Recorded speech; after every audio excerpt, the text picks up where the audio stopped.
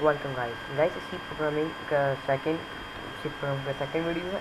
First video में हमने introduction देखा था सी प्रोग्रामिंग का, क्या होता है।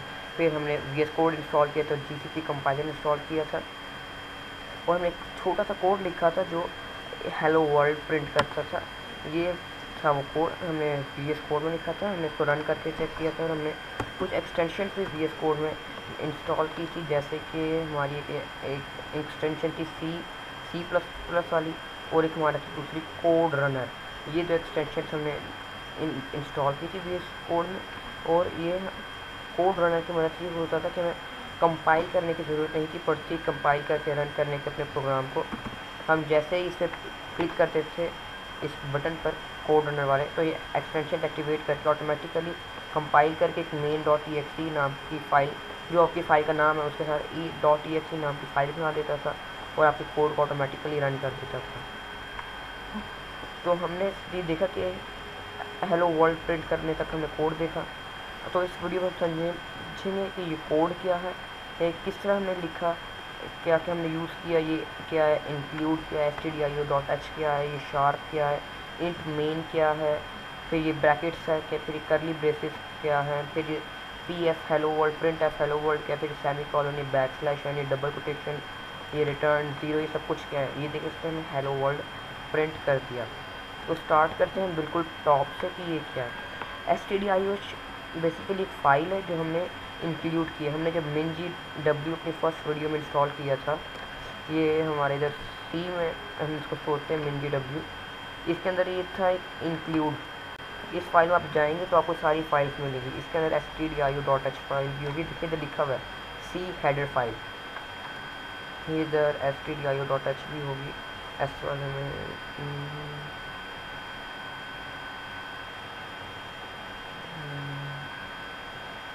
और एफ के इधर होगी, यहाँ से स्टार्ट हुआ ना, stdio.h SQL है, ये stdio.h ये फाइल है। ये फाइल मेन है, यानी ये हर सी के प्रोग्राम में आप जितने भी देखेंगे काफ़ी ज़्यादा ये फाइल होती है परमानेंटली फाइल। काफ़ी सारे प्रोग्रामर स्टार्ट करने से पहले इस फाइल को इंक्लूड करते हैं। बाकी और भी फाइल्स है, इनको वैसे हेड फाइल्स कहते हैं। इस दिन मैं लिख लेता हूँ header files, including header files, including header files, including header files. Okay, और भी काफ़ी कुछ इधर आप देख रहे हैं, ये पूरे कलेक्शन था हेडर फाइल्स का। सारी तो आई डोंट थिंक सो किसी को पता हो कि ये सारी हेडर फाइल्स, फिर सारे फंक्शन, कौन सा फंक्शन क्या करता है, किसी को भी नहीं पता होंगे। चले ये डिस्कशन बात की है, ये हमें बस देखें कि इंक्लूड किया, शार्प इंक्लूड।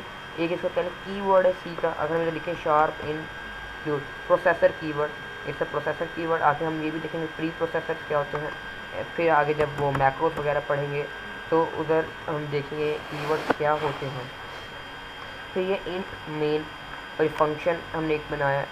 ये सी जो है ना, ये basically function based programming language है। एक होती है ना ऑब्जेक्ट ओरिएंटेड, तो सी ऑब्जेक्ट ओरिएंटेड नहीं है, इसमें फंक्शन होती है। ऑब्जेक्ट ओरिएंटेड में क्या होता है, हमारे पास क्लासेस होती है, फिर उनके अंदर ऑब्जेक्ट्स होते हैं, जितनी मर्जी क्लासेस। इस सी में एक फंक्शन होता है मेन फंक्शन, पूरा कोड इसके अंदर रन होता है। इधर आप जितने मर्जी और फंक्शंस बना लें, कुछ भी इंट सी डी, आपकी मर्जी जो से फंक्शन आप बना लें वो रन नहीं होते, उनको हमने इसमें कॉल करनी होती है। फिर फंक्शन भी काफ़ी टाइप के होते हैं, कॉल बाय फंक्शन होते हैं, फिर रेफरेंस फंक्शन होते हैं, reference value, call by value, इस तरह के अलग अलग फंक्शन होते हैं। और इंट का अगर पता होगा, आप किसी और प्रोग्रामिंग लैंग्वेज से आ रहे हो, जैसा जावा, सी शार्प, C++, इसका इंटीजर पता होगा, ये एक वेरिएबल है। और इधर बस इतना होता है, अगर आप C++ से आ रहे हो तो आपको ईजी होगा समझने के लिए ये सी, क्योंकि काफ़ी हद तक सिमिलर है सी और C++। आपको समझने में ये ईजी होगा इधर के इंट एक वेरिएबल है, इंटीजर वेरिएबल, इंटीजर्स जिनको नहीं पता, इंटीजर्स मीन 0 1, और ये रिटर्न वैल्यू होती है, हर फंक्शन की रिटर्न वैल्यू होती है। तो ज़रूरी नहीं है हो, मगर आपकी मर्ज़ी का आपने कुछ रिटर्न वैल्यू रखनी है तो रखें।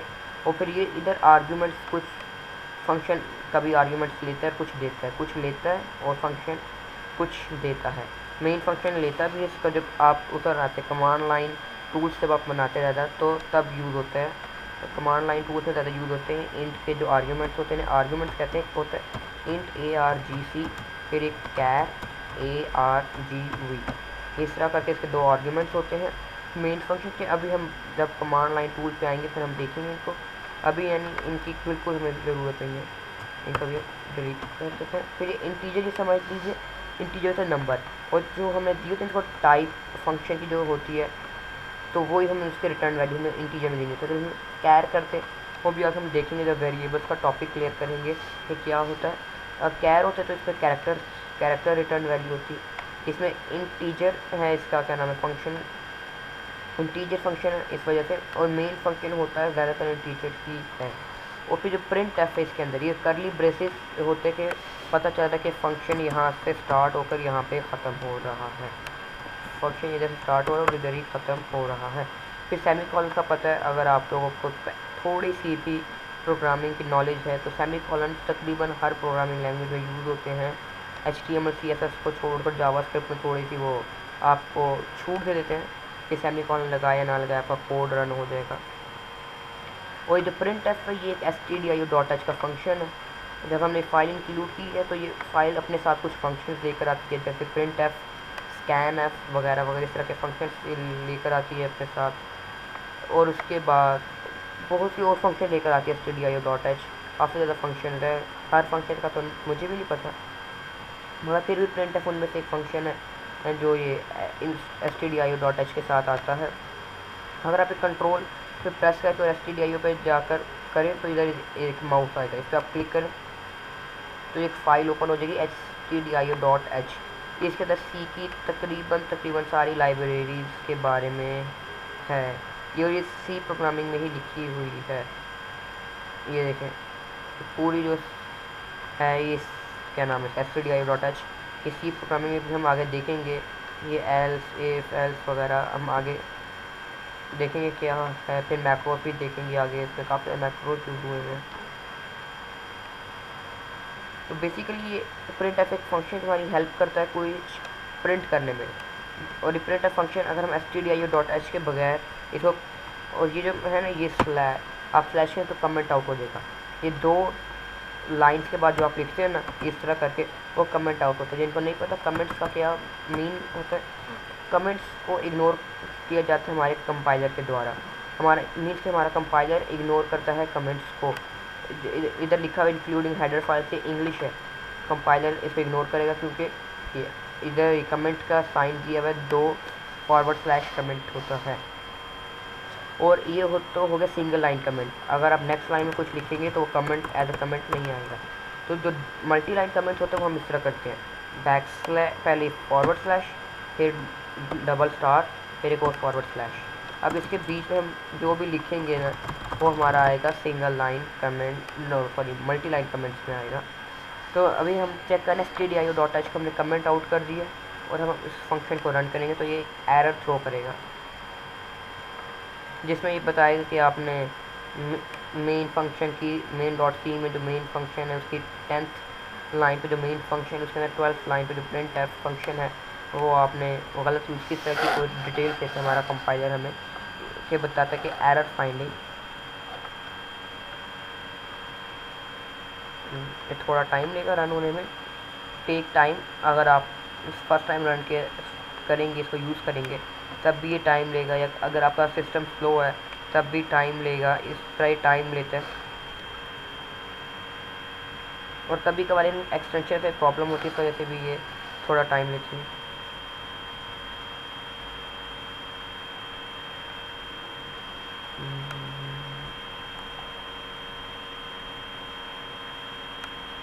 ये रन होने में कुछ ज़्यादा ही टाइम लेगा।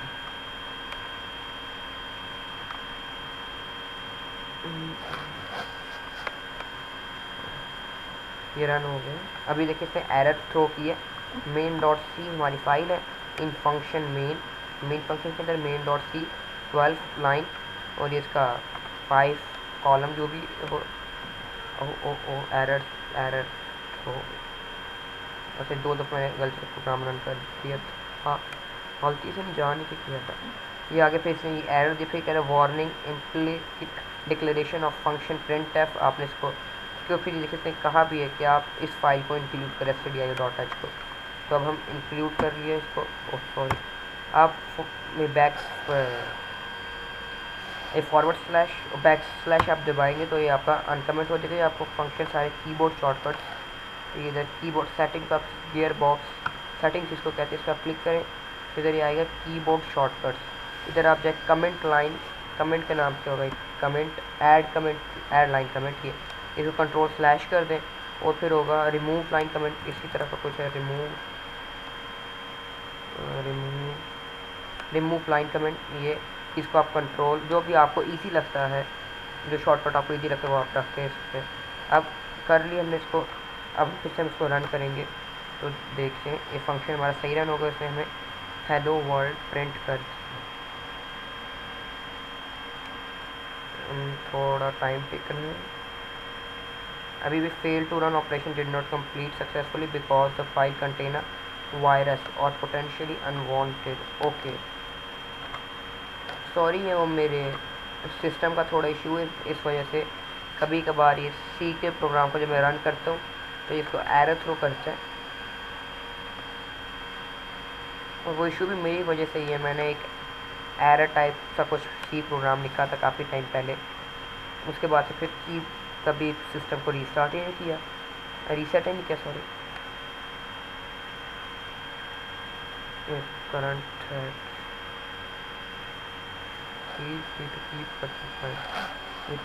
एक्शन, चले क्या एक्शन लेते हैं। चलो जब तक एक्शन लेने देखिए, मेन डॉट exe भी है, रन करते हैं, हो सकता है रन हो जाए। और अगर इधर एरर दे रहे तो फिर एक और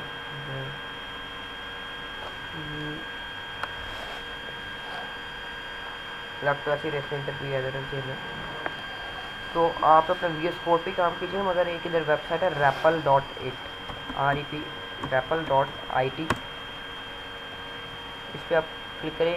ये आपको कहने इन्वायरमेंट देती है प्रोग्रामिंग, अलग अलग लैंग्वेजेस, प्रोग्रामिंग लैंग्वेजेस के। स्टार्ट कोडिंग पे क्लिक किया,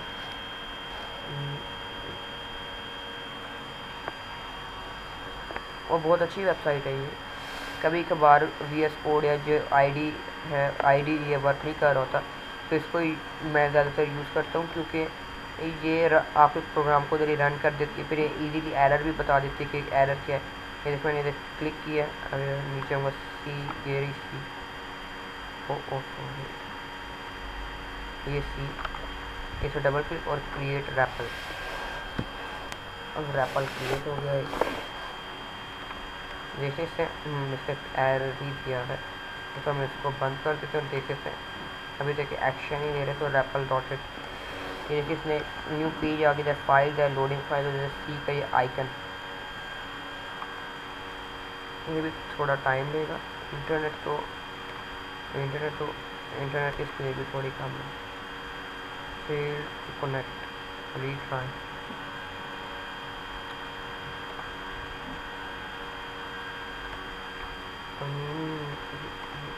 कहीं आज में ट्रांसफर है, तो rappel.it।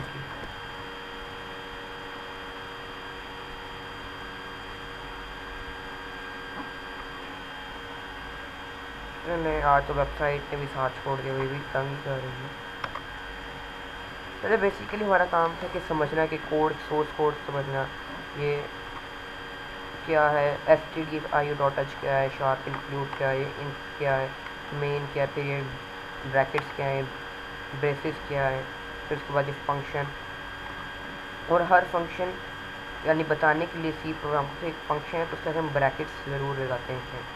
तो इन ब्रैकेट्स के अंदर ये जो लिखा हुआ है ये स्ट्रिंग है, एक स्ट्रिंग होती है, कैर होते हैं, और जो ये हम आगे देखेंगे जब हम वेरिएबल्स के टॉपिक पे जाएंगे तो हम देखेंगे स्ट्रिंग, कैर, इंटीजर, फ्लोट, इस तरह और जितने भी है data type, unsigned, and unsigned, char, long, double. Okay, शायद अभी वर्क करते हैं। अब से क्रिएट कर इसको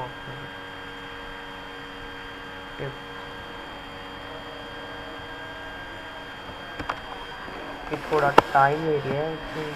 यस, इसे क्रिएट करती है रैपल में, मगर उनको कैन ओके छोड़े, अभी सिस्टम में थोड़ा प्रॉब्लम कर रहा है। तो जैसे प्रिंट एफ एक फंक्शन है, इसको भी करली ब्रैकेट चाहिए होते, फिर सेमी कॉलन मस्ट है प्रोग्रामिंग लैंग्वेज में। और ऐसा क्या, और ऐसा आगे सीखेंगे भी हम, variables, loop, switch, if else वगैरह वगैरह, कंडीशनल स्टेटमेंट वगैरह वगैरह। आगे फिर हम पॉइंटर सीखेंगे, एरे, मल्टी डायमेंशनल एरे, अलग अलग किस्म के एरेज सीखेंगे, फिर एरेज को आइटरेट करेंगे। फिर जब हम पॉइंटर्स में आएंगे, पॉइंटर्स देखेंगे। अभी काफ़ी चीज़ें वो इस काफ़ी देर बाद सी प्रोग्रामिंग को एक इसकी प्लेलिस्ट पे वीडियो ऐड हुई, लास्ट वीडियो ऐड हुई थी, इस अपडेटेड टुडे लिखा हुआ है, किसने अपडेट, ओके लास्ट वीडियो मेरे ख्याल से जो काफ़ी पहले मैंने ऐड की थी लास्ट वीडियो। फिर उसके बाद मैंने एक HTML और CSS की वीडियो बनाई थी, अगर आप लोग चाहते हैं देखना तो आप जा सकते हैं HTML एंड CSS वाले पे, मेरे चैनल पे जाके, इधर चैनल पे ये जो HTML and CSS in one video मेरे चैनल पे जाके आप सर्च करें, तो जैसे आप इन वन वीडियो में HTML CSS का काफ़ी हद तक आप सीख सकते हैं HTML CSS, जिससे मैंने एक वीडियो में होस्ट कर बताया। उधर एक प्रोजेक्ट भी है, उधर उसमें एक प्रोजेक्ट भी, एक वेबसाइट HTML CSS की मदद से HTML की मदद से उसका स्केलेटन बनाया, CSS से उसको स्टाइल की है।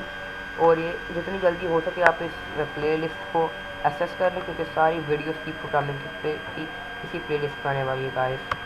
सो access this playlist, like the video, subscribe if you are new, so subscribe my channel. Thanks for watching.